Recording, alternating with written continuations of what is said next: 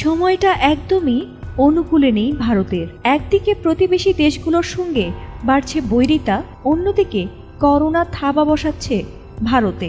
এবার যেন সেই করোনা আবারও জমদূত হয়ে আতঙ্ক বাড়াচ্ছে দেশটিতে।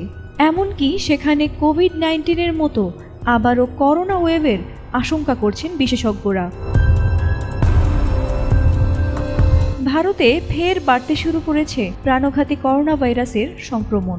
গত মে মাসের ২৬ থেকে ৩০ তারিখের মধ্যে ৪ দিনে করোনায় আক্রান্তের সংখ্যা ৩ গুণ বেড়ে ৩,০০০-এর কাছাকাছি পৌঁছেছে। এই সংক্রমণের কারণে ইতোমধ্যেই দেশটিতে ৭ জনের মৃত্যু হয়েছে।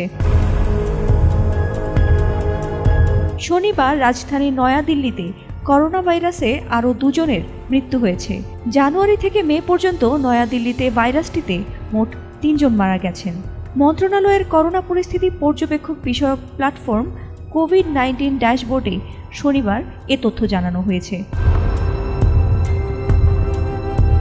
জানা গেছে ২৬ মে পর্যন্ত ভারতে মোট করোনা আক্রান্তের সংখ্যা ছিল ১,০১০ জন।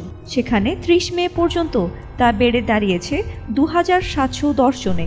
মাত্র ৪ দিনের ব্যবধানে সংক্রমণ বেড়ে দাঁড়িয়েছে প্রায় ৩ গুণ।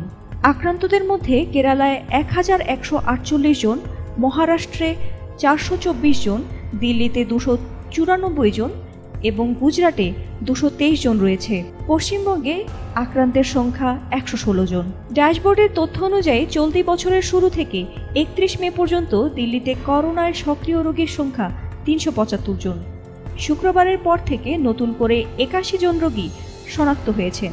দেশটিতে করোনা রোগের সংখ্যা বৃদ্ধি পাওয়ায় ইতোমধ্যেই বেশ কয়েকটি রাজ্য তাদের হাসপাতালগুলোতে পর্যাপ্ত পরিমাণে বিছানা, অক্সিজেন সিলিন্ডার, পরীক্ষার কিট এবং ভ্যাকসিন মজুদ রাখার নির্দেশনা দেওয়া হয়েছে।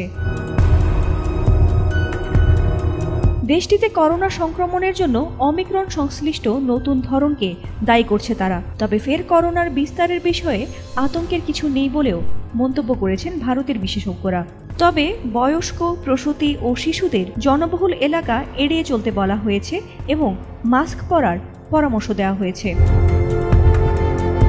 ফাতিমা সুলতানা, এটিএন বাংলা।